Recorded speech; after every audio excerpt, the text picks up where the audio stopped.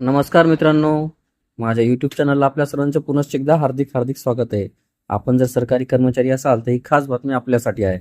केंद्र शासनाने आचारसंहिता लागू होण्यापूर्वी केंद्रीय कर्मचाऱ्यांचा महागाई भत्ता हा 46% वरून 50% पर्यंत केलेला आहे.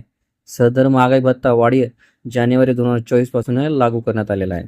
केंद्राने हा निर्णय घेतल्यानंतर अनेक राज्यातील राज्य सरकारने सुद्धा तेथील राज्य कर्मचाऱ्यांचा महागाई भत्ता हा वाढवलेला आहे.